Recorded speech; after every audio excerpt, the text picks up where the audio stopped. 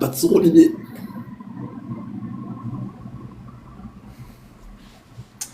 Bonsoir et bienvenue à tous les auditeurs de la quotidienne Peuple du Rhône. Nous sommes le lundi 15 septembre, début de semaine pour tout le monde. Lendemain de défaite pour les supporters lyonnais, une défaite 3-1 face à Rennes hier soir au Roison Park. On a tous vu un Noël conquérant et ambitieux sur la première période. Comme le disait si bien Jojo, tout n'était pas jeté dans ce match. On a vu un Noël en dessous de son adversaire en seconde période avec l'expulsion de Morton qui a changé beaucoup de choses, notamment à 10 minutes de la fin. L'OL n'égalise pas son record de 4 victoires consécutives en début de championnat datant de 1981, mais fait malgré tout un début de saison satisfaisant avec 3 victoires en 4 matchs. Et on sait que le staff et joueurs feront le nécessaire pour prendre les 3 points au Groupama Stadium face à Angers vendredi. Une affiche qui va se profiler très très vite, puis un match d'Europa League le jeudi d'après contre l'Utrecht. Je remercie en premier lieu tous les auditeurs qui ont été très actifs hier en avant-match, durant le match commenté par Jojo, durant le débrief de la mi-temps et durant le débrief de fin de match. Voilà, merci à tous. Salut les consultants, comment ça va ? Salut tout le monde. Salut, tout ça va ? La forme ? On va reprendre nos esprits tout doucement. Ouais. Ah ouais, c'est dur, hein. Énervé. Ouais, je comprends. Ouais. En plus, il y en a 2 là qui n'ont pas pu débriefer hier. Déjà, Juju qui était au stade, premièrement. Exact. Tes impressions là par rapport à ton déplacement au Roison Park, comment ça s'est passé ? Ah, le déplacement lui-même, super bien. Nickel. Ouais. Après, ouais, dommage, le score final, en plus, on aurait pu faire mieux, on aurait pu faire beaucoup mieux. C'est ça qui est rageant, en fait, c'est qu'il y avait possibilité de faire mieux. Malheureusement, ça s'est passé autrement. Ouais, parce que t'étais là-bas, de toute façon. Ouais. Avant qu'on parle du match, on va parler de Samuel Umtiti qui a annoncé sa retraite à l'âge de 31 ans. On le sait, il est sans club depuis son départ de Lille il y a 3 mois. Sur son compte Instagram, il avait notamment posté une vidéo que je vais vous montrer. Dans tous les cas, on se rappelle de lui. Il a été formé à l'OL. Il avait peu joué là avec les Dogs sur les 2 dernières années, 13 matchs seulement. Il a été très handicapé par des pépins physiques au cours de ces dernières saisons. C'est le 5e bleu sacré en Russie à mettre un terme à sa carrière après Raphaël Varane, Steve Mandanda, Blaise Matuidi et Adil Rami. On se rappelle qu'il a été lancé en pro à l'OL en janvier 2012 lors d'un derby en 32e de finale de Coupe de France à l'âge de 19 ans. Umtiti s'est imposé comme un défenseur central ou latéral gauche, un très prometteur en Ligue 1, puis comme un cadre de l'OL qui avait fini 2e du championnat. Un an plus tard, il a rejoint le FC Barcelone dans la peau d'un titulaire régulier sur les 2 premières saisons entre 2016 et 2018. D'ailleurs, on était très très fiers de lui à ce moment-là aussi. Et voilà, il y a eu un avant et un après mondial 2018. Il a bien entendu sa carrière en équipe de France. Il y a eu sa blessure très très grave, on se souvient de lui quand même, lors de son but marqué face à la Belgique, de la tête. Voilà, donc Samuel Umtiti s'était un petit peu sacrifié pour l'équipe de France. Il avait des soins, il a besoin de soins pour son genou, il devait le préserver. Et il s'est forcé à jouer en équipe de France pour faire plaisir, on va dire, à toute une nation. Donc voilà, c'est dommage pour sa carrière notamment, où ça a été beaucoup plus délicat par la suite. Je ne vais pas revenir sur sa carrière parce qu'il me manque pas mal d'éléments. On sait qu'il est passé par quelques clubs également, mais le FC Barcelone reste le plus impressionnant pour moi, et ce qu'il a pu faire également avec ce club. Voilà, avant de vous demander vos points de vue, je vais partager la vidéo de Samuel Umtiti où il annonce sa retraite, notamment sur les réseaux sociaux.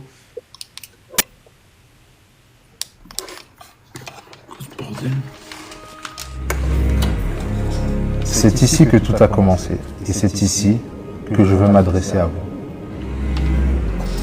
Lyon, c'est chez moi, ma maison, mon club.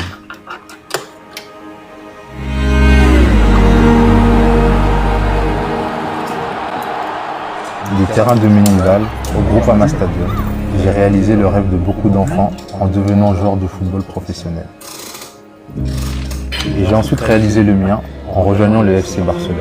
Et que dire, j'ai côtoyé les plus grands. En Catalogne, j'ai beaucoup appris, mais j'ai aussi découvert une facette du football sur laquelle personne n'est jamais vraiment préparé. Comment ne pas mentionner l'équipe de France et cette Coupe du Monde, un moment de communion inoubliable et une expérience humaine unique. À Lecce, j'ai retrouvé des sensations presque oubliées, inexplicables. Le plaisir de simplement jouer au football, comme lorsque j'étais enfant. Et j'ai aussi ressenti un amour que je n'avais jamais connu. J'ai tout tenté à Lille pour revenir. Peu de gens savent les efforts que j'ai faits, mais le corps n'a pas suivi. Et je ne peux que remercier le club pour son soutien. Je suis aujourd'hui fier du chemin parcouru, en paix avec ma carrière. J'ai tout donné, en respectant mes valeurs, et j'espère que c'est l'image que les gens garderont. Merci à vous, aux supporters, à tous ceux que j'ai croisés et qui m'ont accompagné. Je serai toujours reconnaissant. Ma passion pour le football est toujours là, et elle s'exprimera désormais au-delà des lignes du terrain.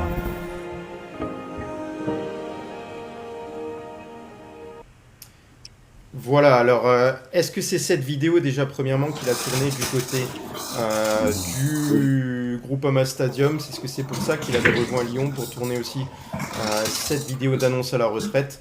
Je sais pas, j'ai pas cette information, est-ce que vous l'avez? Ça peut être ça. Il y a peu Ça peut être ça. Bon, Voilà, donc mes mots pour Samuel Umtiti, ça va être les suivants. Samuel Umtiti, c'est un joueur qui a marqué, on va dire,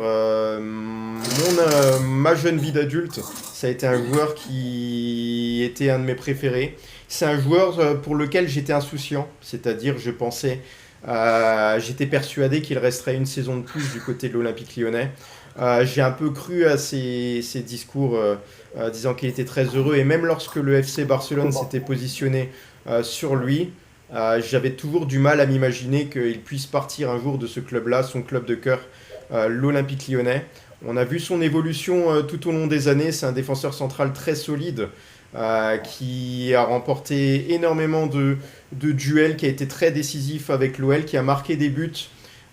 C'est un défenseur qui était plutôt rapide du côté de l'OL, bon de la tête. Au contact aussi, il était très costaud.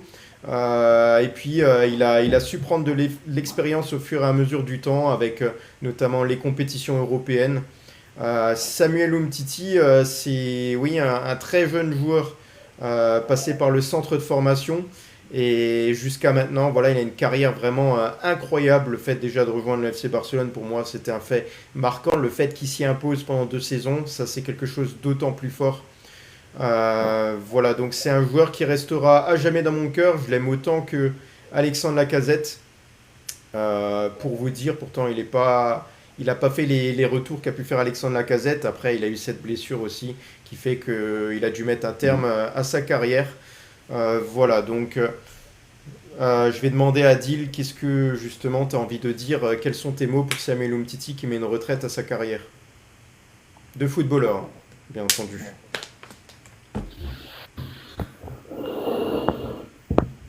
Il n'y a pas de son. Je l'entends pas, Non. on n'entend pas, Il n'y a pas de son à je dire. t'entends pas. C'est bizarre parce qu'il a le micro qui est activé chez moi. Bah ouais, On n'entend pas. ça marche pas. Redescend, remonte. Redescend. Redescends et tu Ah, il a- reviens. Ouais. Je vais donner la parole à Juju. Non, belle carrière, formé à Lyon. Il a fait de très bonnes choses, même dans sa carrière tout court. Et moi, je peux que le remercier. Comme il a dit, c'est son corps qu'on a décidé autrement là pour la fin de sa carrière surtout. Donc voilà, merci à lui. Juju. ah bah ouais, non, mais là, ouais, voilà, c'est comme l'a dit Juju, hein, c'est son corps qui lui a dit stop, tout simplement. Donc du coup, je pense qu'il a bien fait, voilà. Il a fait une énorme carrière, il a fait un bon passage à Lyon, il a fait un bon passage au Barça, ce qui lui a emmené le droit de participer à la Coupe du Monde 2018. Il a gagné une Coupe du Monde, donc voilà, c'est déjà très très beau pour un joueur. Puis après, bah voilà, comme il a dit, hein, il a essayé de retourner à Lille et pourquoi pas se relancer, et bah son corps n'a pas voulu. Voilà, toujours blessure, et puis bah voilà, maintenant on lui souhaite peut-être une autre carrière, voilà, pour lui. Mais voilà. Damien. Bah écoute, moi j'ai un grand souvenir de Samuel Umtiti. C'est le soir où j'étais à Tottenham pour Tottenham-Lyon à Londres en Ligue Europa où il nous met ce magnifique but reprise de volée au week-end. Et à l'époque, il y avait déjà un problème à Tottenham entre Friedel et Lloris, parce que Lloris venait de signer et l'entraîneur laissait Friedel au cadre. Enfin, bref, ça c'était une petite anecdote. Et non, bah il aura touché le Graal, hein, la Coupe du Monde. Je pense que tout joueur de football qui est professionnel aimerait gagner un jour la Coupe du Monde. Lui, il l'a fait. Il aura, pour moi, l'équipe de France lui doit beaucoup, dans le sens où pour moi, il a donné son corps. Faut pas oublier que pour le France-Belgique, il avait déjà un gros problème au genou. Il lui avait presque dit de pas jouer ce match. Il l'a fait. C'est lui qui nous envoie en finale de Coupe du Monde face à la Belgique avec ce but de la tête.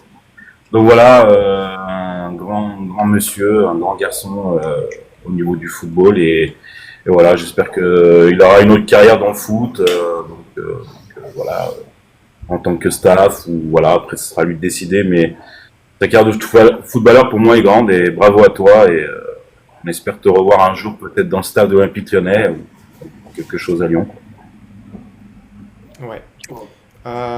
Voilà donc sur les mots pour Samuel Umtiti.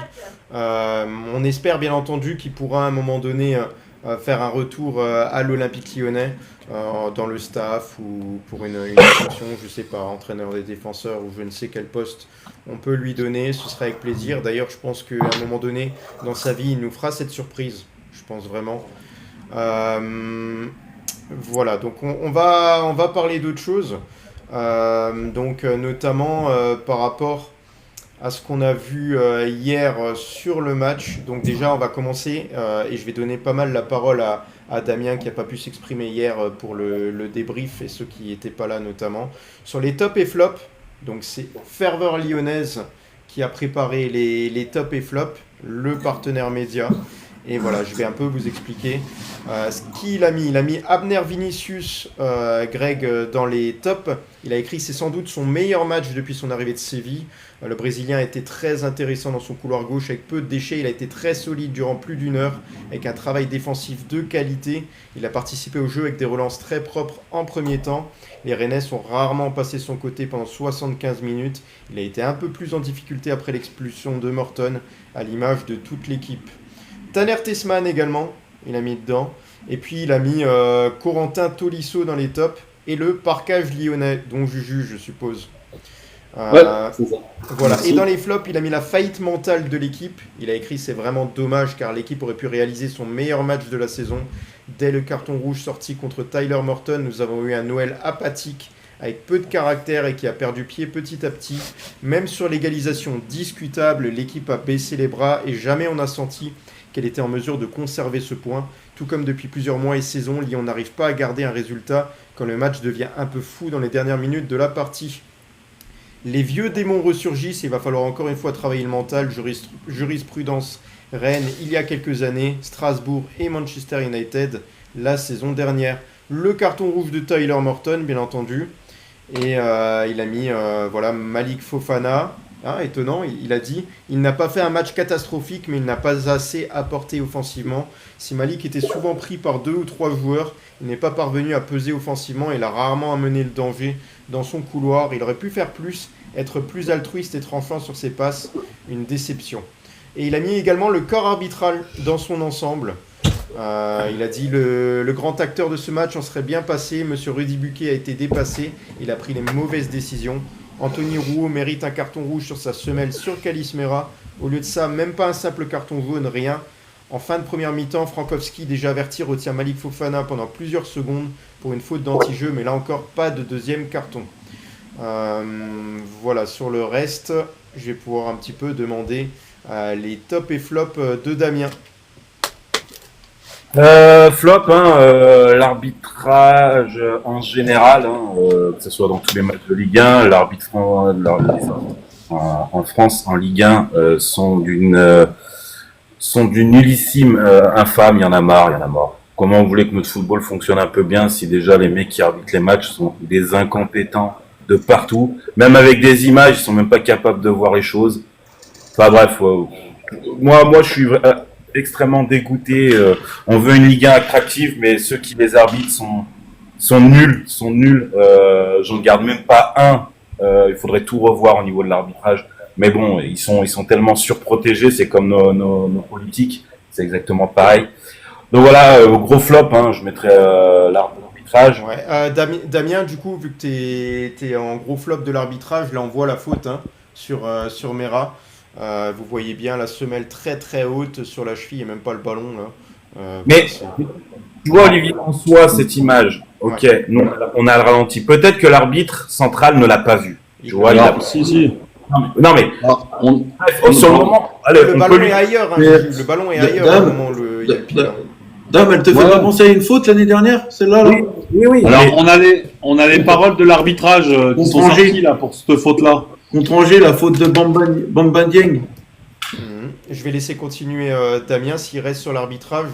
Non, mais bref, même s'il dit qu'il l'a vu, ok, c'est encore plus grave alors, tu vois, c'est encore plus grave. Mais admettons, il l'a pas vu, enfin, il pensait pas que ça soit aussi grave sur l'instant T. On a une VAR en France, bordel. On a des images, on a Stéphanie Frappard. Excuse-moi, je sais que tu l'aimes bien, mais il faut arrêter au bout d'un moment. Stéphanie Frappard, elle est nulle. Elle a toujours été nulle. On la met parce que c'est une femme. Et il faut mettre une femme en C'est arbitrage. exactement ce que j'ai dit hier. Apparemment, les gars, Ligue 1 Plus a bien signifié comme quoi que Stéphanie Frappard a demandé à Rudy Buquet d'aller voir les images et c'est Rudy Buquet lui-même qui a dit qu'il n'y avait rien. Non, c'est pas ça. C'est pas ça. Alors, apparemment, la réponse de Frappard, ça serait CO, mais ça reste pas, ça glisse. C'est bon pour moi qu'elle a dit. À la Ouais, barre. et du coup, Voilà. Rudy Buquet, il a confirmé du coup. Je sais Non, mais pas oui, si après, la Stéphanie Frappard a envie de ressentir ça sur sa jambe, si ça glisse ou pas. Non, Ça glisse. tu te rends compte de comment ils pensent, et c'est des arbitres, ça, c'est des arbitres de football, mais c'est une honte, c'est une Bon, catastrophe. c'est bon, hein, il est mort, hein, c'est bon, il a carton rouge. il est Non, mais mort. c'est une catastrophe. Enfin, oui, en fait, ils attendent juste que le joueur, son tibia sorte, et que Ouais. là, ils disent, ah ouais, là, c'est grave. Mais, Ouais. enfin, bref, c'est une catastrophe, c'est une catastrophe. Et là, demain, ils vont mettre un communiqué. Alors, je sais pas, on m'a peut-être dit qu'il est sorti. Oui, ils se sont trompés. Mais on fait quoi? Ils se sont trompés. C'est bien? Ils vont arbitrer ce week-end encore, ces gens? Alors qu'ils ont fait une erreur. Quand tu fais une erreur dans ton boulot, t'es blâmé. Enfin, quand tu fais. Non, mais il faut arrêter. Ouais. Franchement, c'est une honte. Mais j'ai honte, franchement. J'ai Damien, juste.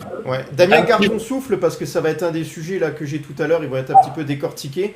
Du coup, je te laisse continuer et finir les tops et flops. On va revenir hein, sur l'arbitrage. T'inquiète pas, Jojo. Ouais, Ouais. voilà, s'il y a un truc, j'en parlerai mieux après parce que j'ai pas mal Les de tops et flops. Ouais. chiffres de ce week-end extraordinaires. Bref, donc du coup après mes flops, je vais mettre Morton. Morton, je suis désolé. Alors, oui, il y en a qui disent peut-être jaune, rouge. Enfin bref, son geste, il est inadmissible. Je vois, qu'est-ce que tu vas me faire cette faute-là à 70 mètres du but? Il n'y a aucun danger. Enfin bref, après l'arbitre il décide de mettre le rouge. Mais voilà, Morton, je le mets flop sur ce match. Et j'en mettrai que deux. Et oui, après, comme a dit Greg, je suis un peu d'accord sur l'état d'esprit. On a l'impression que quand on prend un rouge, tout nous tombe sur la tête, donc c'est compliqué. Et en top, un joueur que j'ai beaucoup critiqué, Tessman. Tessman, honnêtement, 4 matchs, 4 masterclass. Franchement, s'il peut continuer comme ça toute la saison, ça serait beau. Abner, ouais, j'avais dit en début du match, que c'est un joueur que maintenant on peut compter et qu'il y a une concurrence avec Tagliafico, même si on sait que normalement Tagliafico est latéral gauche titulaire, mais Abner m'impressionne de plus en plus. Et En flop, t'oublies un joueur. En flop, t'oublies un joueur. Mais laisse-le faire les tops et flops. Ouais, tu feras le tien. juste Ouais, après. vas-y. Ouais, mais vas-y. après, en top, c'est compliqué après de mettre des tops parce que la première mi-temps elle est parfaite en fait. Tu te dis waouh, c'est pas mal. Et après, avec l'effet de jeu, ce qui se passe, c'est compliqué. Donc, on a encore passé sous tous les états l'Olympique Lyonnais en un match. C'est frustrant en fait. T'es frustré, t'es content. Enfin, il y a tout qui se passe dans un match. Donc voilà, j'espère que il faut vite se réveiller face à Angers. Voilà. Juju, top et flop. Top en joueur, moi, ouais, Tolisso. Après, moi, j'ai bien aimé le jeu de l'OL en première mi-temps, au niveau tact, au On va niveau en passe. parler, hein, franchement. Ouais.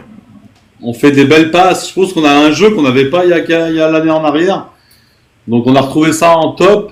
Ouais, après, bon, comme dit Damien, on est passé par tous les états. Donc c'est compliqué. Après en flop, l'arbitrage. Et si en top, le parquage lyonnais aussi. J'ai oublié le parquage lyonnais en top.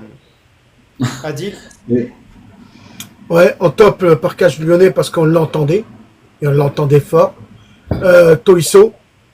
Moi, je vais pas mettre en flop l'anglais. Morton. Parce que, ouais, Morton, franchement, quand il est rentré dans le vestiaire, il s'en est voulu.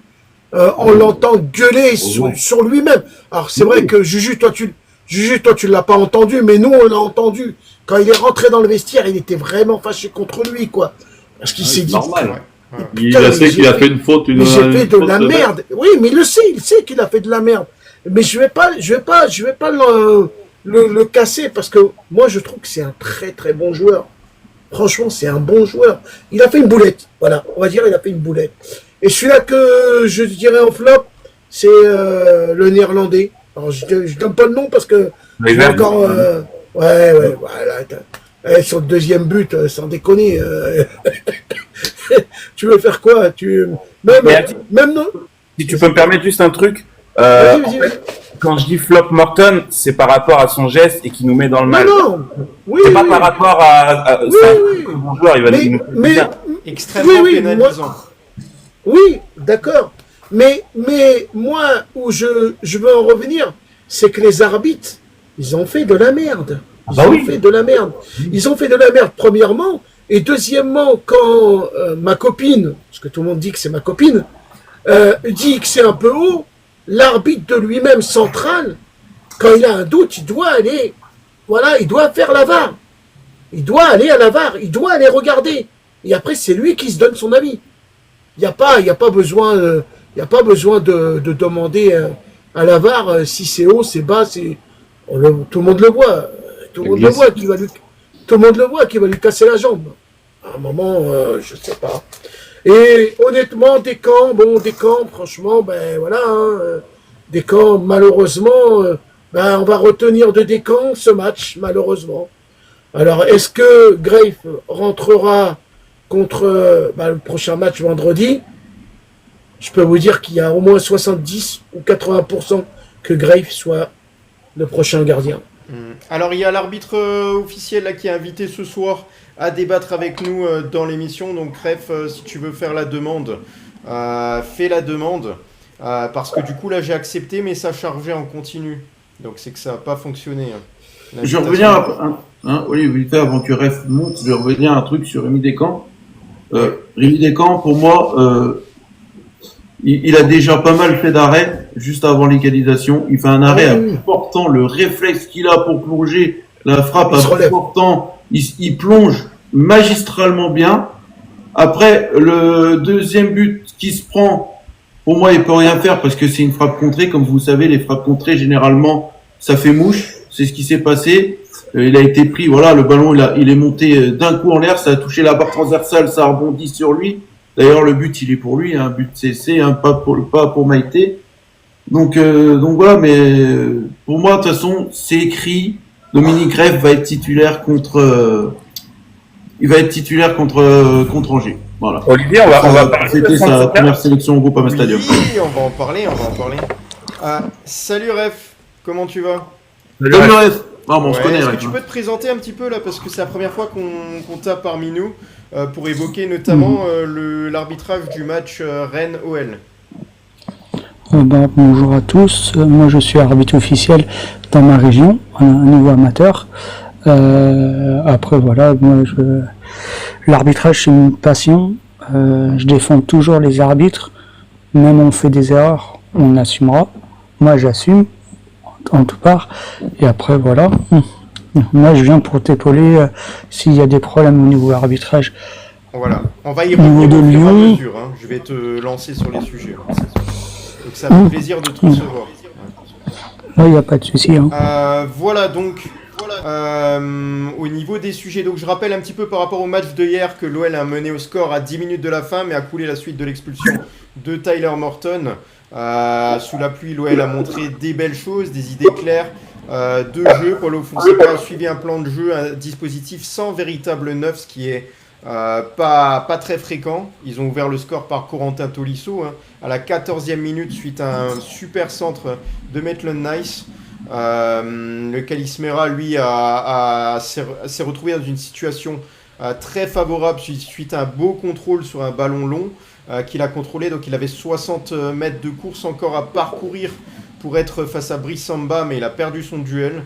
Et puis il y a eu un arrêt aussi de Samba face à Adam Karabec à la 62e minute.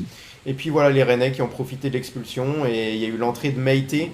Et également j'ai envie de revenir sur une entrée à la mi-temps aussi côté Rennais qui était celle de El Tamari qui a fait aussi du bien aux Rennais. Et voilà, Rémi Descamps a réalisé un arrêt décisif à la 69e minute, mais ensuite l'OL a coulé. Voilà, donc par rapport aux décisions arbitrales, je vais commencer déjà par vous projeter un petit peu la réaction de Walid Cherchour sur l'arbitrage hier soir. Je donne rouge par rapport à l'intention. Parce que pour moi, l'intention, elle est, comment dire... Tu peux pas mettre un coup de pied comme ça, volontaire. Au-dessus, etc. Maintenant, je pense que s'il revoit l'image, il verra qu'en fait, c'est finalement un cloche-pied et il met jaune. Roux, c'est pas possible de ne pas lui mettre roux. Tous ces gestes-là, maintenant, laisse-moi terminer. Aujourd'hui, Aïd Boudlal a eu le même rouge contre Marseille. Toulouse, à 15h. À 15h, le mec, le petit jeune là, deuxième ballon, il prend rouge, c'est le premier contact. Derrière, ça change complètement la physionomie du match. Lille va le gagner parce qu'il y a rouge. Toi, tu vas m'expliquer que Rennes, c'est quoi? C'est à la 17e ou à la 20e minute le 18e. Ils vont jouer pendant 70 minutes à 10 contre 11. Ça te change pas la nature de la rencontre. Et derrière, c'est Roux qui marque à la 80e après un rouge. Les péripéties du match font que... C'est une réalité, c'est-à-dire qu'à un moment donné, on peut ne pas parler d'arbitrage, etc. Il y a des fois des décisions d'arbitre qui impactent de manière minime des matchs. Là, ça impacte. En fait, il y a deux énormes décisions. Il y a deux énormes décisions qui impactent. Et Morton. Non, mais qui impactent, qu'on le veuille ou non. Après, on peut parler de football. Il n'y a pas de souci. Voilà, donc la première chose, je vais te projeter ça. C'est vrai qu'on l'a vu juste avant. Donc la faute de Rouault sur Calismera. On voit la hauteur du pied, à hauteur de la jambe, là, qui est quand même assez haute, à hauteur de cheville. Selon toi, est-ce que le joueur doit être exclu suite à cette situation ? Clairement, il y a rouge 100 fois, entre guillemets, je prends en parallèle, dans la technique d'arbitrage, c'est faute grossière. Ok. Alors, faute grossière, c'est entre guillemets, au niveau amateur, faut compter entre 4 et 5 matchs.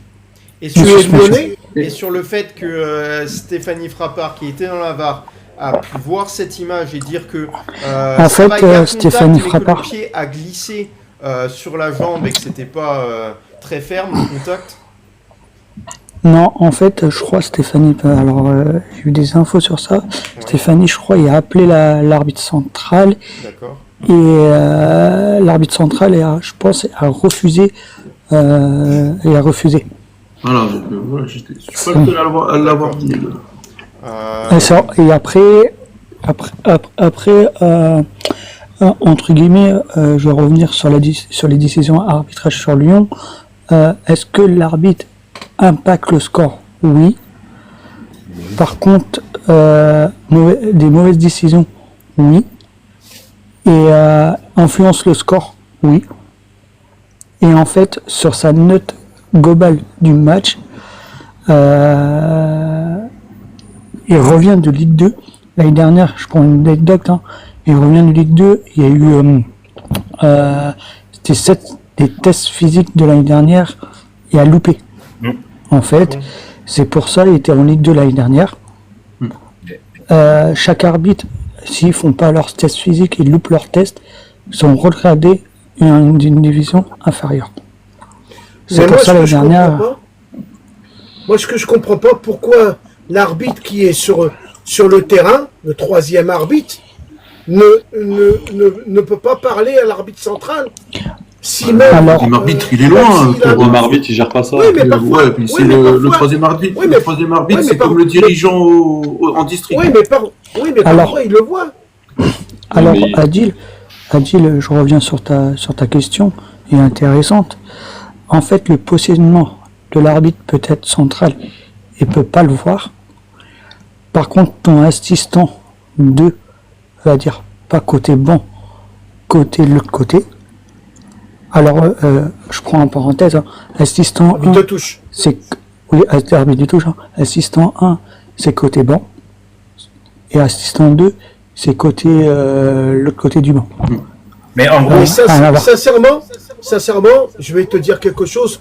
Mon fils, il était arbitre central, et je peux te dire, ben franchement, vous avez du mérite. Surtout là où vous êtes, parce que moi, j'allais avec lui pour le protéger, parce que il se faisait traiter de nom d'oiseau, et ça, les parents, ils se rendent pas compte qu'ils sont en train de saboter pour les arbitres comme ce monsieur ou comme mon fils. Et ça, c'est grave, quoi. Ça, c'est grave, parce qu'il y a plein de jeunes qui veulent plus arbitrer. Hein. Là, Vraiment, ils veulent plus du tout arbitrer.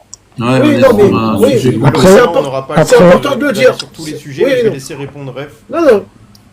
Après, si l'arbitre assiste, l'arbitre central, s'il le voit pas, c'est son placement. Peut-être il est pas bon.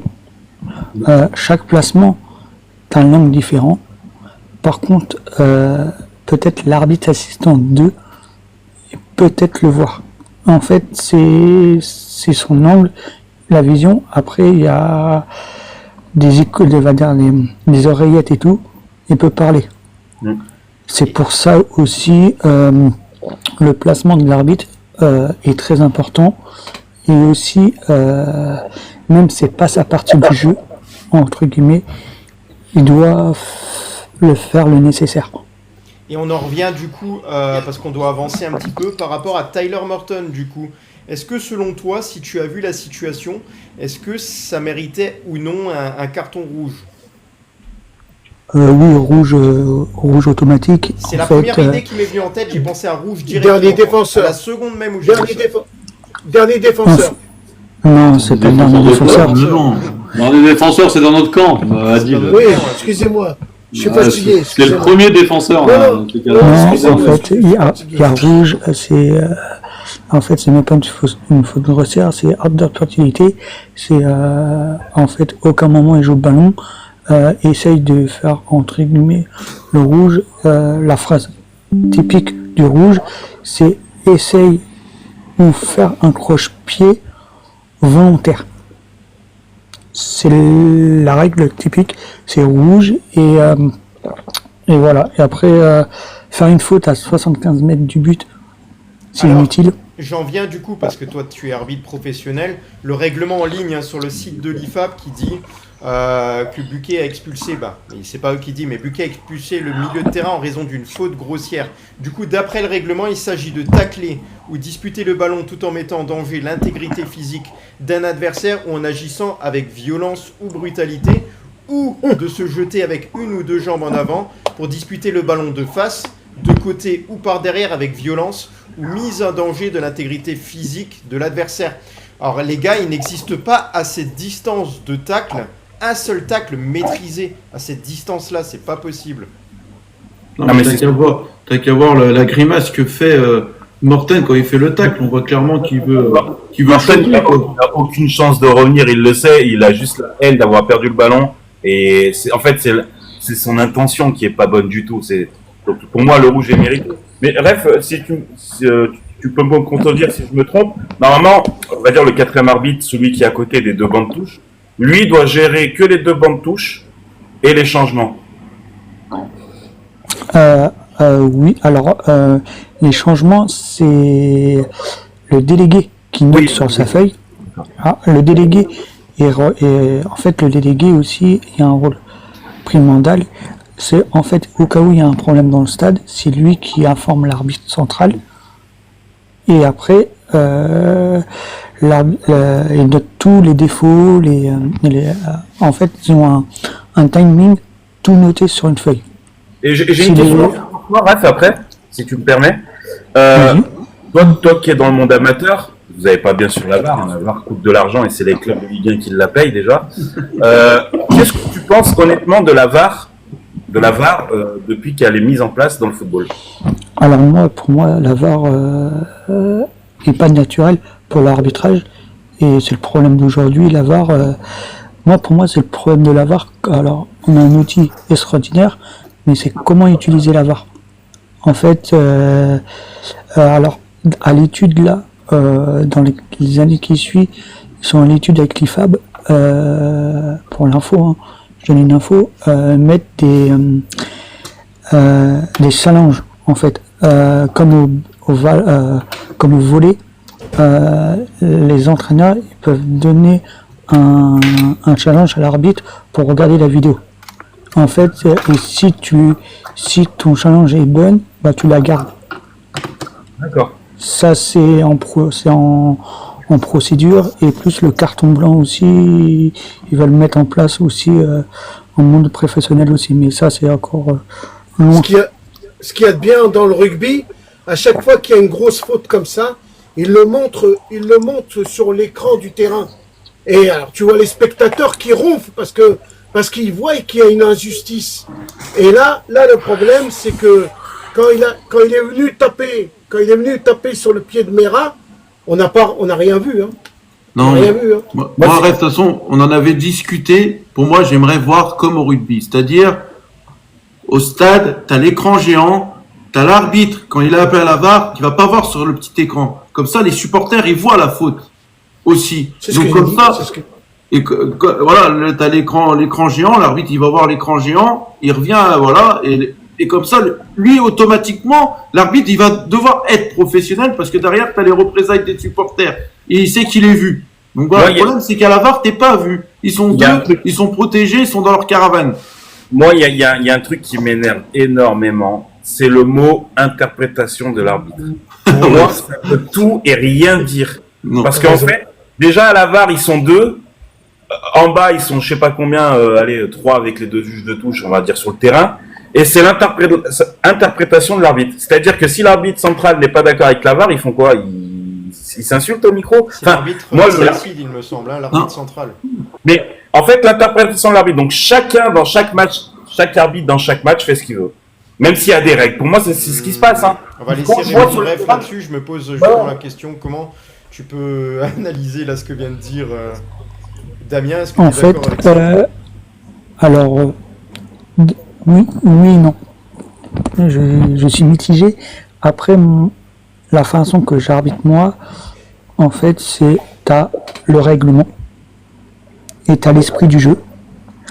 Et en fait, un arbitre, il peut accorder dans les deux sens. En fait, c'est quand tu gères ton match, entre guillemets, il faut qu'on gère le match de 0 à la 90e, voire plus. Avec des effets de jeu entre temps. Par contre, ta gestion de match est très importante. Et si tu as une décision à prendre, tu dois la prendre, tu as du mal à la prendre, en fait, ta gestion du match après, c'est compliqué à retordre. Et après l'arbitre, entre guillemets, je prends 10 arbitres. Quand j'étais en formation la semaine dernière, on n'était pas d'accord sur plein de choses, sur des mains volontaires, sur la distance des mains et tout. Il y a plein de choses. Aujourd'hui, entre nous, on est déjà pas cohérent au niveau amateur. Voilà. Après, voilà. Moi, je te dis, aujourd'hui, on a du mal. C'est une gestion du match, faut avoir. Est-ce que l'arbitre central n'est pas sanctionné? Est-ce que l'arbitre central est sanctionné à chaque fois qu'il va voir à l'écran et qu'il se trompe?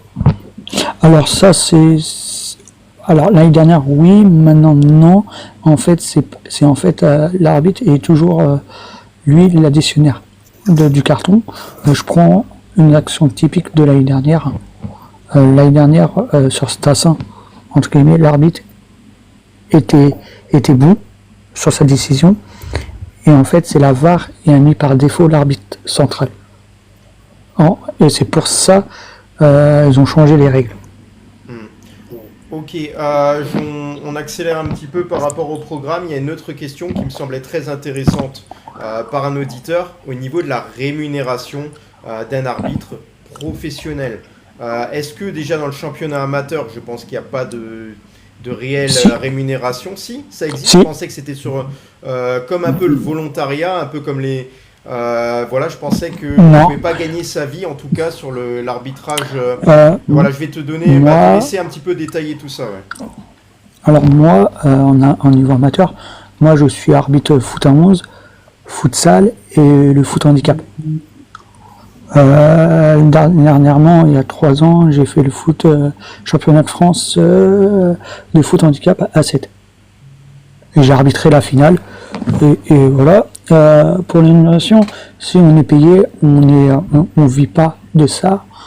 Mais un arbitre amateur, entre guillemets, en district, on peut toucher, je suis à 400 € avec le futsal par mois, entre guillemets. Donc t'as des frais de carburant? Non, et c'est compris dedans. Je parle tout. C'est 400 € à peu près tout. À part ça, en Ligue 1 et tout sont à 7000 €. C'est en fait, eux ils payent au début et c'est la Fédé qui prend. Et eux par contre ont des formations tous les 1 mois ou tous les 2 mois, entre guillemets, à chaque fois à Clairefontaine. Ça c'est, il y a ça. Finalement ils sont pas de travail quoi, parce que c'est leur travail. Parce que alors, Ligue 1, Ligue 2, oui, c'est leur travail. Ouais. Voilà, donc merci pour ces détails-là. Je pense qu'on va revenir sur certains faits, notamment vu qu'on parle d'arbitrage. Voilà, on sait qu'en fin de match, il y a eu des tensions, notamment entre le staff de l'Olympique Lyonnais et le staff du Stade Rennais. Donc voilà, il y a eu des échanges, notamment entre Habib Bey et l'entraîneur Jorge Maciel. Et lors de ces échanges, ça a été assez tendu. Et Habib Bey s'est exprimé en conférence de presse. Il a dit il faut savoir perdre. Jorge Maciel qui a dit il faut savoir perdre, il faut savoir surtout gagner. Il fait tous les buts devant nous et à la fin il nous menace. Même un entraîneur adjoint a cherché à nous saluer pour nous provoquer. Je pense qu'autour du terrain, il y a beaucoup de monde qui doit aider l'arbitre à se concentrer sur le terrain. Et nous, les professionnels du foot, on doit le respecter. Il faut savoir gagner. Habib Bey lui a répondu, donc en conférence de presse. Il a dit je sais exactement ce qui s'est passé, j'ai pas envie de débattre de ça, il faut de temps en temps se dire vraiment ce qui se passe sur un banc, ce qu'on entend, ce qu'on voit. S'il dit que je manque d'humilité, ça le regarde, ça ne va pas m'empêcher de bien dormir cette nuit. Voilà, bref, ça c'est les propos. Mais lorsqu'il y a des tensions à gérer là sur les bancs, comment ça se passe? Quelles sont les consignes et auprès de la formation, comment on vous forme justement à gérer les tensions sur les bancs? Attends 10 minutes. Ouais. Pas de souci.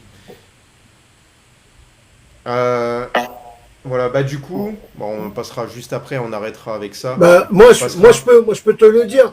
Je peux te le dire, Olivier, parce que j'ai tourné beaucoup avec mon fils. Et franchement, c'est une catastrophe. C'est une catastrophe. Surtout quand l'arbitre central est envoyé par la fédération et que, comme tu n'as pas d'arbitre, tu n'arrives pas à avoir beaucoup d'arbitres, et ben tu prends des parents. Et alors là, mon pauvre, là, t'as les hors-jeux il y a des hors-jeux imaginaires. Ouais. Et l'arbitre central, il a intérêt à être bon. Moi, j'ai mon pote qui peut témoigner. Il est en train de regarder le live et il peut vous confirmer. C'est que moi, j'ai arbitré un derby et j'ai joué dans les 2 clubs. On m'a désigné en tant qu'arbitre, et ben je peux vous jurer, les gars, c'était compliqué parce qu'il y avait des échauffourées et tout à côté et tout. Il peut témoigner, à la fin, j'ai sifflé un penalty pour l'équipe. Voilà, ils sont tous autour de moi, il n'y a jamais de péno et tout. J'étais obligé de revenir sur ma décision. Ouais, allez, ouais. Là, j'ai dit j'arrête. J'avais raconté la rêve, ça. Après, entre guillemets, le délégué et le 4e arbitre, eux, ils gèrent le banc. Par contre, si l'arbitre vient, c'est pas pour mettre carton jaune pour faire un rappel à l'ordre, il vient direct pour prendre jaune. Entre guillemets, aujourd'hui, les éducateurs doivent être même dans les décisions pendant sa faveur ou à la faveur à eux, faut même respecter l'arbitre. Par contre, c'est les comportements. En fait, sont pas exemplaires. Et c'est même des gestes, des gestes ou les arbitres, entre guillemets, hein, on est humain, on a le droit de se tromper. Par contre, les gens sur le terrain, des fois, il y a pas les arbitres, mais les joueurs, ils parlent mal aux arbitres, et aussi des coachs, au niveau des regards et tout, on prend comme, pas peut-être des menaces, mais tu vois, je sais pas comment dire, mais ils ont du mal, tu vois. Et je pense aujourd'hui, on peut avoir des dialogues, mais quand les coachs, ils gèrent mal aussi leur gestion et tout, gestuelle ou tout comme ça, nous, on n'a plus de dialogue et on va à la première chose, carton jaune, voire rouge, en fait. Et c'est là où on a du mal. Après, là. Olivier, si tu peux me permettre. Oui. T'avais juste une petite stat comme ça, par exemple. Dernière question là-dessus. Ouais. Non, c'est même pas une question, c'est une statistique qui m'a un peu choqué. Bon, après, ça dépend peut-être des championnats. Mais sur les 4 championnats importants, donc l'Angleterre, l'Allemagne, l'Italie et l'Espagne, il y a 39 matchs sur ces 4 championnats. Il y a eu 9 rouges. On est d'accord? 9 rouges sur 39 matchs. Okay. En France, la journée 4, donc cette journée-là, 6 rouges en Ligue 1. Je trouve ça quand même... Là, il n'y a pas un souci. Je m'étouffe. C'est incroyable. Sur 39 matchs en Europe, 9 rouges. Ouais, donc il est en train de dire en fait que la majorité des cartons rouges étaient sur la Ligue 1 sur cette journée-là. Bah, on est limite à 9 journées et sur 39 matchs. C'est incroyable. Ouais. Mais bon. Est-ce que tu penses qu'en Ligue 1, il y a une façon d'arbitrer différente? Est-ce qu'on n'est pas un peu trop dur? On sort trop facilement les cartons rouges par rapport à d'autres championnats, Ref? Moi, non.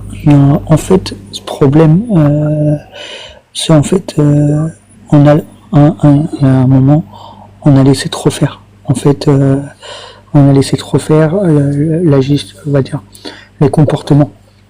C'est les comportements. Je prends un cas spécial.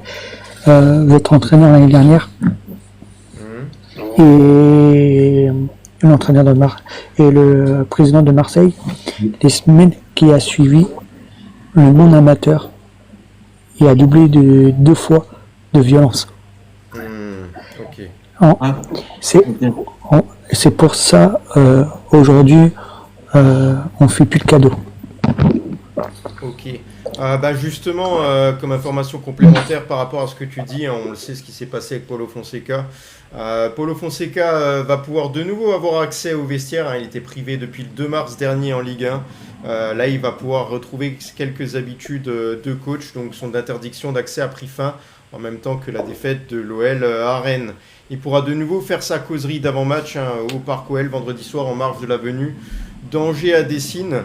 Et voilà, donc Paulo Fonseca, on va un petit peu parler de coaching là tout à l'heure. Je sais pas, Refs, du coup, si tu veux rester avec nous ou non, parce que ça va être des sujets qui ne seront pas forcément sur l'arbitrage. Ou si tu veux revenir à nous, tu peux également. C'est-à-dire une autre j'ai y aller. Fait appel. Ouais, il n'y a pas de souci, appelez-moi, il n'y a pas de souci. Et merci beaucoup. Merci à toi pour de nous avoir aiguillé cette situation. C'était un vrai plaisir et voilà, si on a des soucis, on viendra t'en parler à nouveau pour que tu viennes nous aiguiller. Merci beaucoup. Allez, bonne soirée à vous, bon courage. Merci. Voilà, donc je vais vous proposer d'écouter ça, notamment encore une fois Walid Cherchour concernant le match de l'Olympique Lyonnais de hier. Moi j'ai vraiment été bluffé par la première mi-temps de l'Olympique Lyonnais. Je trouve que dans le travail tactique de Fonseca et comment les joueurs produire ça avec cette matière en aussi peu de temps. Et comment les joueurs l'incarnent, j'ai trouvé ça bluffant. Ça a été une première mi-temps taille patron, le petit Khalis Mera, Tolisso, les deux ailiers, les deux ailiers Karabek et Malik Fofana, le match de Niakate, le match de Mata, Abner, etc., même Tolisso, Morton et Tessman, tout était fait sur du papier à musique, c'était millimétré. Et cette équipe de Rennes a été bousculée et a rien produit, ou presque, sur la première mi-temps. Ensuite, moi, je trouve que sur la deuxième mi-temps, oui, il y a un changement d'Habib Beye. Il y a notamment l'entrée d'Altamari qui fait beaucoup de bien. Mais attention, moi, je répète, je trouve que, en fait, ça se concrétise véritablement sur les 15-20 dernières minutes. Non, mais c'est-à-dire que Rennes et l'Olympique Lyonnais, pour moi, Rennes se rapproche de l'Olympique Lyonnais sur la deuxième mi-temps, mais que l'Olympique Lyonnais contrôle totalement le match sur les 25 premières minutes de la deuxième mi-temps. Je ne vois pas d'écran. Je vais regarder avant la réaction, du coup, ce qui est similaire, je mets directement la réaction similaire, cette fois de Adil Rami. Ouais, qui a dit quand même. Je vous la mettrai pas parce que là, ça doit être une capture d'écran, c'est dommage, je vais essayer de vous retrouver ça. Donc, le premier déjà qui m'a parlé par rapport à Paulo Fonseca, c'est Damien. Je vais te laisser réagir et je vais retrouver ça. Bah écoutez, moi première mi-temps parfait, franchement, mea culpa, hein. Moi le premier, j'étais le premier, pas inquiet, je veux dire, pardon. Donc comme j'ai dit à la mi-temps, mea culpa, super première mi-temps, sa tactique était bonne. Moi, il y a encore, comme je le répète, sa communication, elle est horrible, les gars. Et honnêtement, j'ai été content qu'il fasse rentrer Rachid Ghezal en premier, parce qu'en fait, ça montre que sa communication d'avant-match, elle est nulle. Elle est nulle. Parce que je vais vous expliquer un truc. Comment tu peux annoncer à Greff qu'il a besoin d'adaptation de son plan de jeu, de tout ça? Rachid Ghezal, les gars, il est arrivé le 5 septembre à l'Olympique Lyonnais sans aucune préparation physique dans un club de football professionnel. D'accord? Il l'a fait chez lui, il n'y a pas de souci. Greff, il est arrivé le 15 août. Satriano, il est arrivé le 1er septembre. Comment on peut m'expliquer à l'heure d'aujourd'hui le changement de Rachid Ghezal en premier hier sans faire entrer Afonso Moreira, sans faire entrer Molébé, sans faire entrer Satriano et Soulch qui est rentré? Expliquez-moi, moi je suis Afonso Moreira, je suis Molébé, je demande quand même des explications à Fonseca. Pourquoi Rachid Ghezal est rentré? Tu nous expliques que les joueurs doivent adapter ton jeu, doit avoir une préparation physique, doit être bien.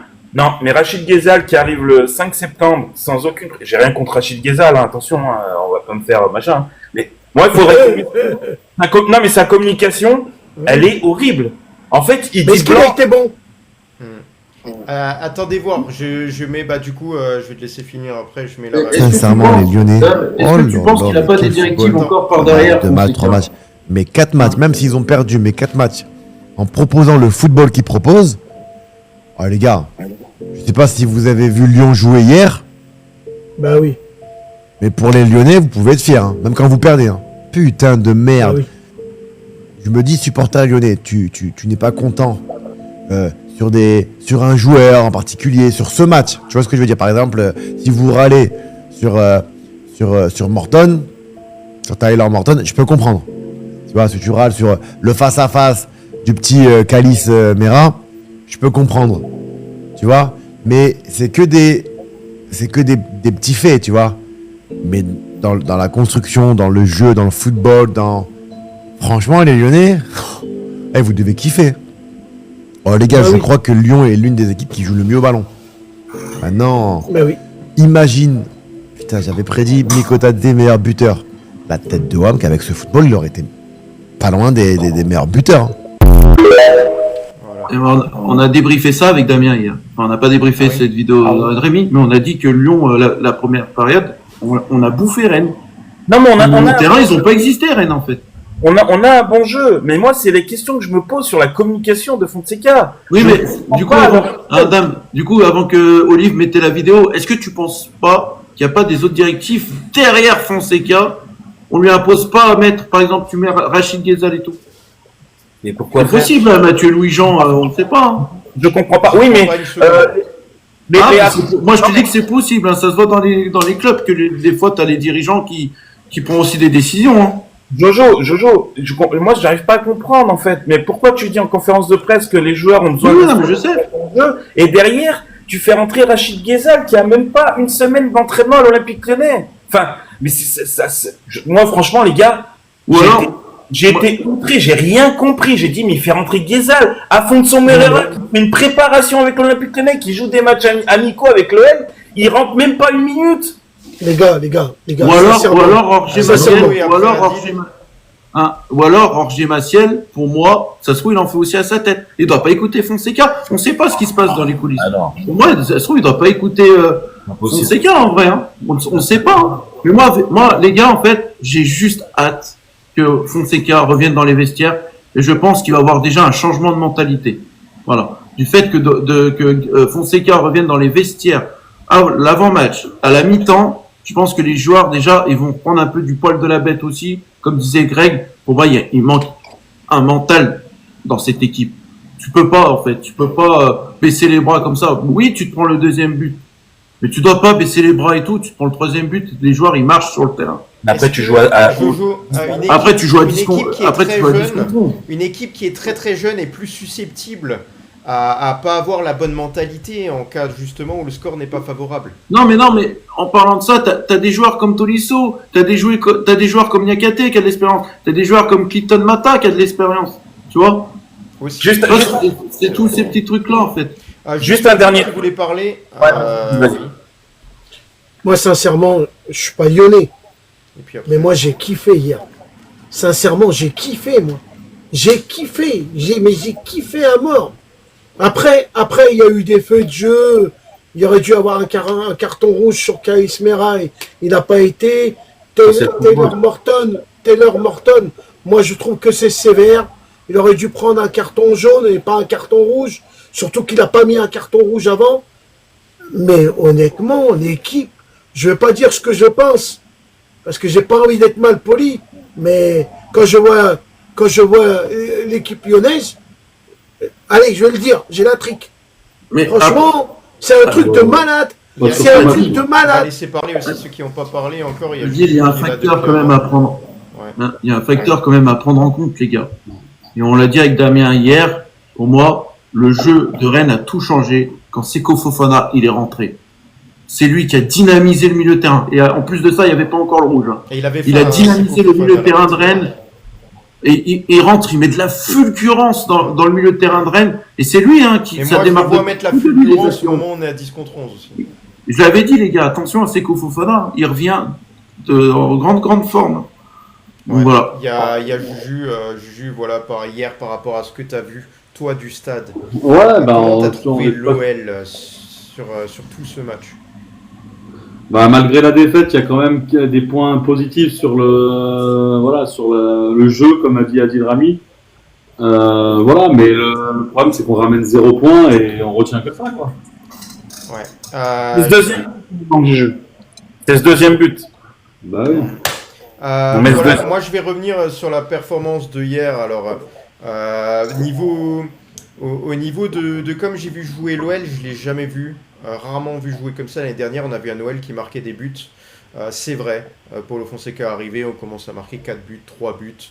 Je trouvais que c'était plaisant parce que je voyais plein de buts. Mais là, ce que je vois, le travail qu'il a dû faire cet été pour que cet OL-là joue avec ce style de jeu-là qui ne correspond à aucune équipe. J'ai jamais vu ça. Ce football-là, c'est un peu comme les clubs qui ont leur propre ADN. Le FC Barcelone a son ADN. On a l'Ajax qui a son ADN. On a des équipes comme ça où ils ont un style de jeu à part. Et j'ai l'impression que Paulo Fonseca, tout le travail qu'il a essayé de faire cet été, basé sur le jeu de passe, des transitions, l'intelligence de jeu. Mera, oui, il est aligné ailier droit, mais il se retrouve dans l'axe, il se retrouve côté gauche, il se retrouve là, il reste pas tout le temps en place. C'est un jeu vraiment de mouvement et ça m'a fait vraiment plaisir de voir ça. Franchement, j'ai pris du plaisir, mais c'était incroyable, les gars. Moi, j'avais encore le sourire après ce match-là. Je me suis dit, ça s'est pas joué à grand-chose. En fait, ce qu'il faut travailler avec cette tactique, c'est que le fait que l'OL, lorsqu'il est en infériorité numérique, parce que ça arrivera encore, c'est là qu'il va falloir travailler. Ça m'étonnerait que l'OL a travaillé le cas ah bah à 10 contre 11, comment on va s'en sortir avec ce style de jeu-là. Et puis on a affronté une équipe de Rennes qui est athlétique, beaucoup plus athlétique que nous, et on l'a ressenti à 10 contre 11. On a subi les foudres vraiment du Stade Rennais. On a vu ensuite leur profondeur de banc. Franchement, ça nous a fait mal. Et là, j'ai l'impression que Paulo Fonseca, il se bat avec ses armes. Il fait des changements qu'on comprend pas trop. Mais il faut dire que quand on voit l'équipe de départ, on dit mais qu'est-ce que c'est que ça? Est-ce qu'on va s'en sortir? Moi, je vois Mera côté droit. Je me dis mais c'est pas possible. Et quand je vois les 70 minutes de l'OL, je me dis, je comprends en fait. Il n'y a que lui qui peut comprendre, il n'y a que ce coach. Et ce qu'il a essayé de faire l'année dernière face à Manchester United, c'est pareil. Ça a bien fonctionné jusqu'à la fin de match. Et après, voilà, ça s'est écroulé mentalement. Le mental. Olivier, si tu peux me permettre, la FFF vient de sortir la chose sur Tyler Morton et la sur vidéo l'arbitre. Si c'est Non, la vidéo, c'est pas la ouais, parce qu'apparemment, il y a peut-être le visionnage aussi qui est sorti, mais on le verra demain soir, du coup, je sais pas si... La commission de la FFF, en tout cas, a bien validé le carton rouge de... Ça a communiqué, alors, vas-y Damien, je te laisse. Ouais. La faute commise par le joueur rennais est réalisée à l'aide d'une semelle qui vient directement impacter la face externe du mollet droit du joueur lyonnais, avec une intensité qui se déplace ensuite sur le haut de la cheville de ce dernier.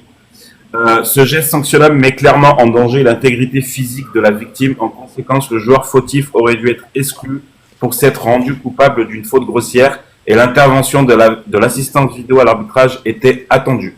Et à noter que la FFF valide l'exclusion du Lyonnais Tyler Morton dans cette même... Pour moi, c'est normal. Pour moi, la Morton, c'est normal, les gars. Et ça, c'est un communiqué qu'on a déjà vu plusieurs fois la saison passée.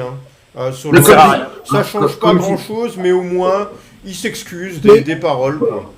Pour moi, Olive, il donne l'opportunité, Morton, sur son geste, il donne l'opportunité à Rudy Buquet de sortir le rouge.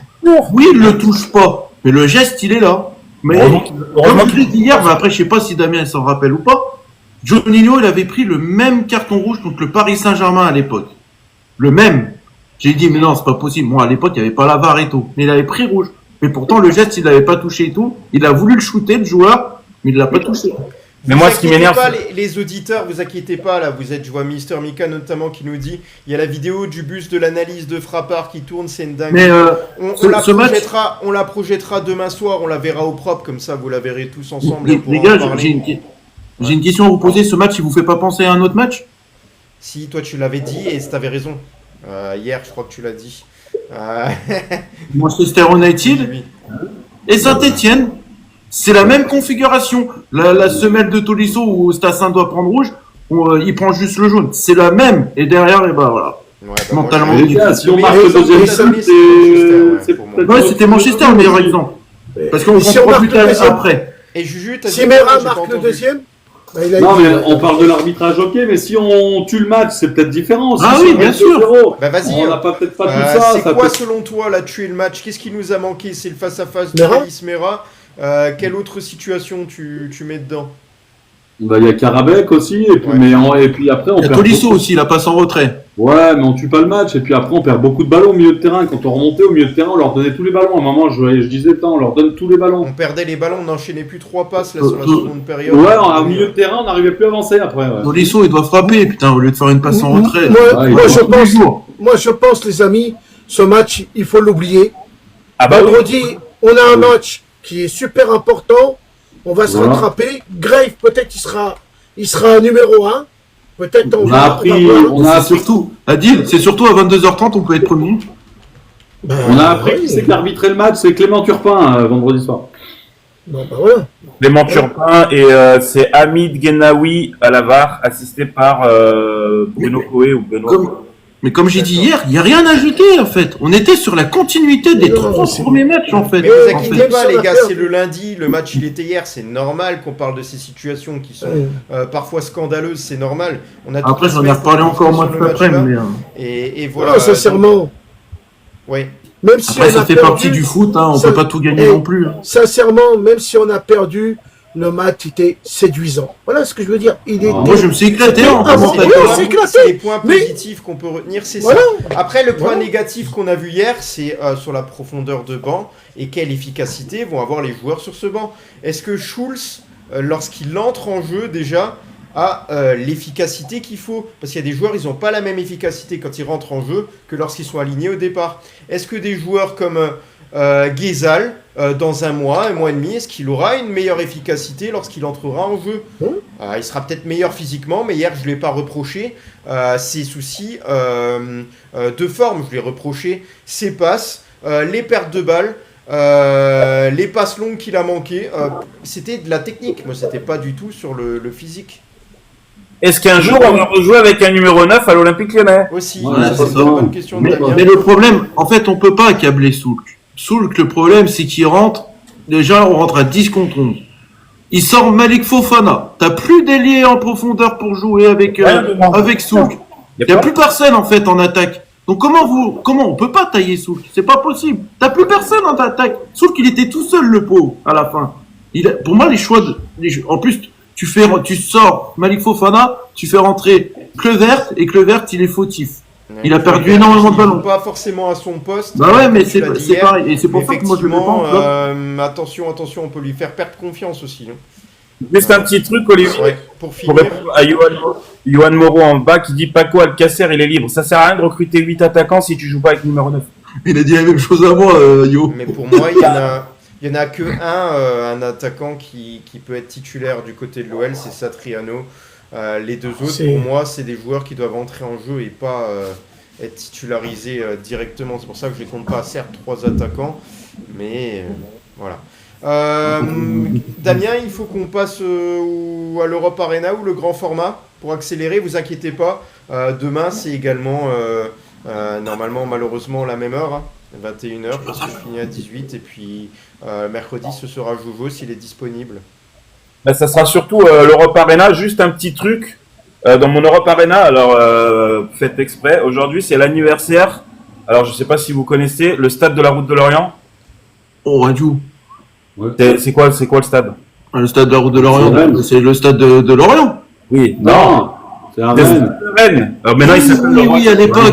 Exact. Oui, le stade. Putain, ça. Ouais, exact. Donc l'inauguration de ce stade que Lyon a joué hier est le 15 septembre 1912, donc c'est son anniversaire, 1912 quand même. Donc il s'appelait en 1912 jusqu'en 2015 le stade de la Route de Lorient. Et le premier match, il y avait 3000 supporters, donc voilà, j'ai pas eu le temps de prendre une photo, de savoir comment était le stade, mais je pense pas, parce qu'il a eu beaucoup d'inaugurations, enfin beaucoup de changements, parce que 1912 à maintenant, il y a énormément de temps qui s'est passé. Donc voilà, c'était juste un petit clin d'œil, un petit symbole. Aussi aujourd'hui, on fête l'anniversaire du gardien d'Arsenal, David Raya, 30 ans. Gardien que j'aime bien. Donc voilà. Sinon, je voulais passer principalement sur les scores des championnats 4 principaux. Première Ligue, Serie A, Liga, Bundesliga. Pas mal de surprises. En Première Ligue, on est déjà à la 4e journée, comme en Ligue 1. Arsenal s'est imposé 3-0 face à Nottingham de Monsieur Textor, hein, je vais l'appeler comme ça maintenant, dans un but de Gyökeres. Bournemouth s'impose aussi chez elle 2-1 face à Brighton. 2 matchs nuls ennuyants entre Crystal Palace et Sunderland 0-0 et Everton Aston Villa 0-0. Fulham s'impose 1-0 face à Leeds. Newcastle dans le même score face à Wolverhampton 1-0 avec un premier but de Walter Made qui a été acheté je crois 90 ou 95 millions d'euros. L'un des plus gros transferts de l'histoire de vente de Stuttgart. Tottenham qui s'impose à West Ham 3-0. West Ham, c'est pas très bon en ce début de championnat. Brentford-Chelsea, 2 buts partout. Liverpool qui gagne que 1-0 chez le promu Burnley, un but en plus en fin de match de Mohamed Salah sur penalty. Et City, le grand derby qu'il y a eu, c'était dimanche après-midi. Hier soir. Ouais, dimanche à 17h30. City qui s'impose 3-0 face à Manchester United, qui est un club en train de couler et dépérir en Angleterre avec un doublé d'Erling Haaland. Et bien sûr, c'est chaque fois qui n'a pas joué. D'ailleurs, t'as des nouvelles du supporter mancunien, là, il s'est coupé les cheveux ou pas? Parce que du coup, ils ont pas enchaîné 3 victoires d'affilée, là, encore. T'as pas vu cette anecdote? Non. Ah bah, je vais la raconter vite fait. En gros, il y a un supporter de Manchester United, il s'est dit, si Manchester United n'enchaîne pas 3 victoires, je me coupe pas les cheveux. Et là, depuis, en fait, Manchester United, Manchester United n'arrive pas à enchaîner 3 victoires. Le péno, il doit avoir une touffe comme ça. Ouais. Je Il y a vous la une montre, vidéo photo. de l'évolution progressive de Ouais. sa coupe de cheveux. Oui. Ah ouais, c'est énorme. On va faire pareil pour Lyon, du coup. Hein. Le match qui était pas passionnant, c'était le match de Chelsea. Il y en a plein qui ont dû se planter au loto-foot. Hein. J'étais le premier. Hein. Non, moi j'ai fait un ticket. Match J'adore nul. cette phrase. Match nul. Bah oui, Damien, le match nul d'ailleurs, Chelsea, Damien, j'étais... Hein, Damien, quand tu vas faire tes résultats de l'Italie, tu peux éviter de dire que l'Ice Rome a perdu contre Torino. Non, c'est comme ça, c'est le football. Non, mais attention, hein, Brentford, c'est bon, même s'ils ont beaucoup vendu les Mbomo, Wissa, Brentford, c'est compliqué de jouer chez eux quand même. Après, Chelsea, ils ont 86 joueurs, donc c'est compliqué à faire des compositions de football. Donc voilà. À l'issue de la 4e journée, Liverpool première, 4 matchs, 4 victoires, 12 points. Arsenal et Tottenham sont à 9 points. Et dans les 3 derniers de championnat, c'est étonnant. Wolverhampton, 0 points, 4 matchs, 4 défaites. Aston Villa, qui fait un très très mauvais début de championnat, qui sont en Europa League, il faut pas oublier. 2 points, et West Ham est à 3 points. Si Aston Villa continue dans cette lancée, je pense que l'Europa League, ils vont vite l'oublier, parce que je pense que c'est plus important la première ligue que l'Europa League pour eux. Donc à voir, après c'est que la 4e journée, mais ils perdent beaucoup de points déjà. On va passer à la Bundesliga, soi-disant le championnat le mieux au monde, au niveau des stades et de l'ambiance et tout. Fribourg s'est imposé 3-1 face à Stuttgart. Dortmund, j'ai oublié ton score, mais je crois qu'ils sont imposés 2-0. Ouais, c'est ça. J'ai un À ami qui est Heidenheim. fan de Dortmund, ouais. Ah bah ouais, 2-0 à Heidenheim. Pas de but de Guirassy, Guirassy que j'aime bien au loto-foot, il me fait gagner de l'argent des fois. Leipzig qui s'impose à Mayence 1-0. Gros match Offenheim qui s'impose 4-2 à Union Berlin. Pareil, un gros match, beaucoup de buts entre Wolfsburg et Cologne, 3 buts partout. Le Bayern qui commence sa saison enchaîné. 5-0 face à Hambourg. Hambourg, c'est l'équipe qu'on a rencontrée en match amical. C'est un promu, Hambourg, attention à eux, c'est début de saison. Saint-Pauli qui s'impose 2-1 face à Augsbourg. Mönchengladbach s'incline à la maison 4-0 face au Werder Bremen. Et Leverkusen, plutôt le vendredi, s'est imposé 3-1 face à Francfort. Leverkusen qui jouait à 9. Ils ont pris le 2e rouge à la fin, mais ils ont pris un rouge, je crois, en 2e mi-temps aussi, donc ils ont pris le rouge. Bayern premier avec 9 points, 14 buts marqués, 2 buts encaissés. Et là, il y a les 2 premiers, enfin, il y a 3 deuxièmes. Dortmund 7 points, Cologne 7 points, St. Pauli 7 points.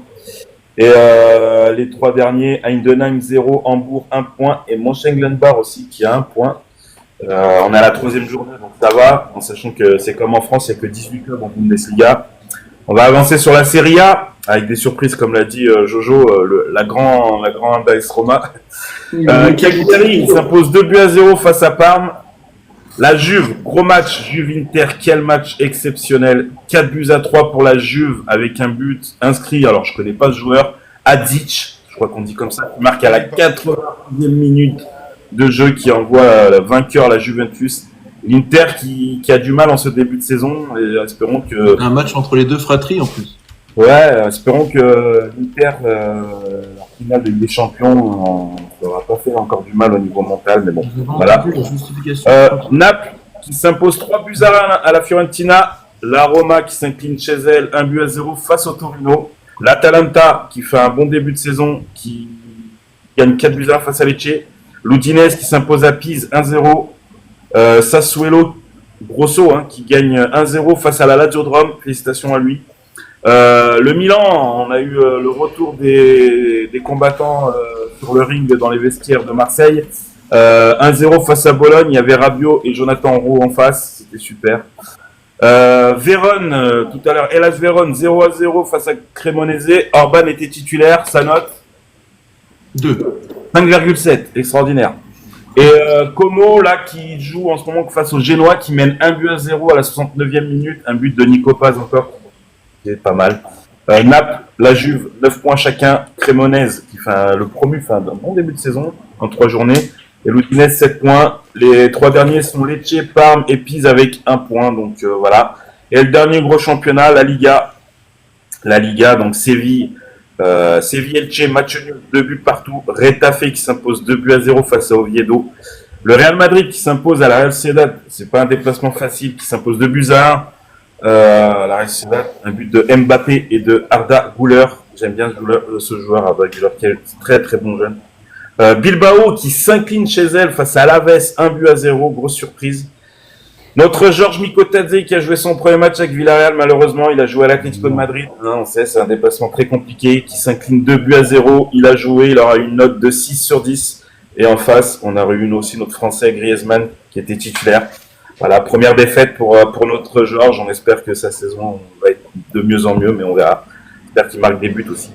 Le Celta Vigo qui fait match nul face à Girona, 1 but partout. Le Betis aussi, match nul à Levante, 2 buts partout. Osasuna qui s'impose 2-0 face au Rayo Vallecano. Et Barcelone qui s'impose 6-0 face à Valencia. Un récital, le Barça. Si vous regardez le Barça, les gars, c'est un très grand football. Le Bayern Munich est un très grand football en ce moment, mais le Barça, c'est vraiment... Dans la lignée de l'Espagne. Non, mais franchement, c'est pas parce que je suis aussi fan du Barça que voilà, je suis catalan. Mais franchement, le Barça, j'avais des doutes sur l'entraîneur. Franchement... Ouais, mais le problème avec le Barça, c'est qu'arrivé en Ligue des Champions, ils n'arrivent pas à aller jusqu'en finale. Et ça fait depuis quelques saisons. On verra cette année, mais voilà, c'est une machine de guerre. Le Bayern, attention à eux pour l'instant, et c'est aussi une machine de guerre. Dame, ça serait bien que tu nous fasses un petit point sur la Ligue des Champions, sur l'autre compte, nous donner ce que tu penses pour qu'on puisse les jouer, peut-être au loto-foot, si les gens ils veulent jouer au loto-foot. On en parlera, si tu veux, on en parlera. Hein au pire, même Jojo, même Jojo, Juju, ça serait une idée, même toi, Olivier. Écoute, moi demain, Real Madrid-Marseille, j'ai mis 6-0 pour le Real. Hein. Bon. Il y a pas de Madrid. Et vite fait pour le classement de la 4e journée de la Liga, le Real est première, ils ont enchaîné des victoires, 12 points, le Barça 10 points, Bilbao et Retafe 9 points, et 3 bons derniers avec 1 point, Girone, Mallorca, donc on a joué en amical, et Levante, mais Mallorca pour l'instant en train de s'incliner 2-1 à l'Espagnol à la 56e minute, mais l'Espagnol a pris un rouge, donc ça pourrait changer. Voilà pour un peu les infos score. Mais franchement, je vous conseille un championnat, la Liga. Ouais, t'imagines Harry 6-0 pour le Real à la mi-temps. C'est pas mal. Et demain, la Ligue des Champions débute avec nos enfants. Marseille qui va à Madrid. Marseille qui va Paris-Atalanta. Et si je dis pas de bêtises, c'est tout.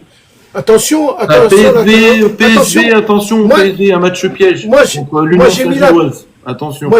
j'ai mis l'Atalanta parce que Paris a plein de blessés. Attention, ça peut être la surprise. Non. L'Atalanta. Ah, tu verras demain. L'Atalanta, ils font un mauvais début de saison. Hein. Après, un dernier truc, mais ils en ont mis 4 ce week-end. L'Atalanta, c'est un diesel. Je savais pas qu'ils avaient gagné ce week-end.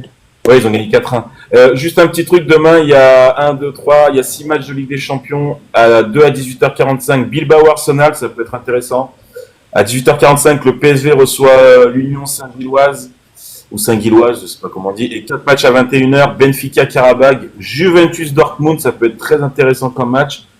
Marseille qui se rend au Bernabéu à Madrid, on verra ce que ça donne. Et le dernier match, Tottenham-Villarreal, ça peut-être premier match de Ligue des Champions pour notre Georges Mikotadze à Tottenham. Non, mais moi, je vois Tottenham gagner. Hein.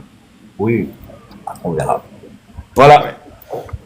Ok, merci pour ces informations. Je veux juste une petite question pour Jojo. Normalement, le match de vendredi soir, là, OL Angers, tout c'est au stade, a priori, donc il n'y aura pas de match commenté. Hein, non, mais par contre, on a un truc à proposer avec Dame. Parce que, on verra, on en parlera du coup dans le groupe là à la fin de ce live. Bon, après, c'est juste histoire de qu'il soit mon consultant aussi. Il viendra peut-être une fois à la maison faire un match à l'extérieur tous les deux. Voilà. Qui ça ? J'ai pas compris. Moi, Damien, il viendra chez moi et puis on sera tous les deux l'un à côté de l'autre en train de commenter le match. Ah oui, ça peut être original, effectivement. Voilà. On espère une belle complicité également dans les commentaires et dans les analyses de match, du coup. Moi, je me fais pas on verra ça. En tout cas, Jojo, hier, tu nous as régalé. Hein. Franchement, tu nous as régalé.